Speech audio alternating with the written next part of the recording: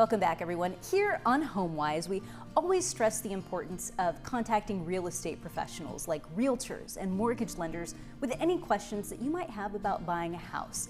However, there are also some tools out there that can help you in a pinch, and that's what we're going to talk about today. Joining me now, mortgage expert Tyler Osby. We are talking about mortgage calculators. I'm sure a lot of people have seen these, a lot of people have probably used them. So what are they? Man, this is some sexy stuff. Yeah, mortgage calculators. It's important. It's really important. So the big thing is they're going to give you a good starting point.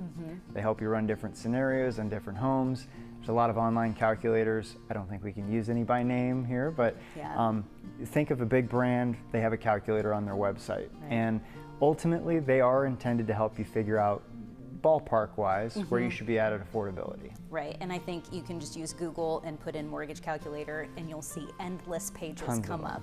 Behind garage door number 2, we're going to talk about the advantages of using a mortgage calculator. Yeah, so ultimately quick estimates, in my opinion, is the big benefit of them, but they tend to, be a little misleading, which we'll talk about, but they'll give you an estimate of what your payment would be on a home and what your cost would be to buy that home. By making a lot of assumptions, they create those outputs.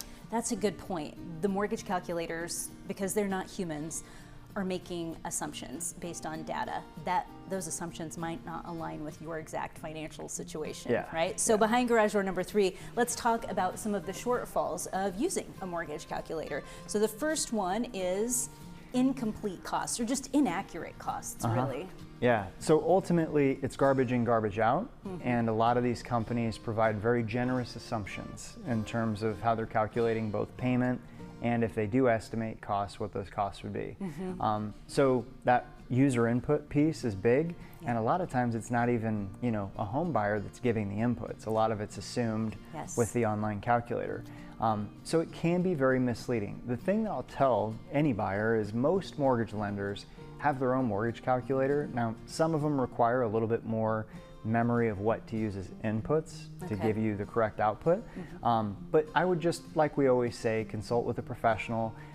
Maybe they're really nerdy like I am and they built their own calculator for clients. Oh wow, that's really nerdy. But it's really helpful, like I'm a data person, and I really believe that that's there. And I know I'm not alone. There's a lot of people who have similar tools, and ultimately there's so many things that you can get wrong on this that you don't want to be the person that goes and buys a home and then shows up to get your loan in place, and then you find out, oh my goodness, this is hundreds of dollars off of what I expected it to be. What a nightmare. And I know people who work in this business, myself included, actually enjoy, and that might be strange to some people, send me an address, I'll run scenarios. How much down payment? You want to do this amount? I'll run all those scenarios. That's fun. It's kind of puzzle solving for us. So there's nothing, I don't want to discourage anyone from actually contacting a real life lender as well, but these certainly have their place. Humans love doing this stuff. They do. Humans love it too. All right, thanks Tyler. If you would like to share something that you have learned here today on HomeWise, or maybe check out some of our other HomeWise topics and share them, we'd be happy if you did that. Be sure to visit who13.com.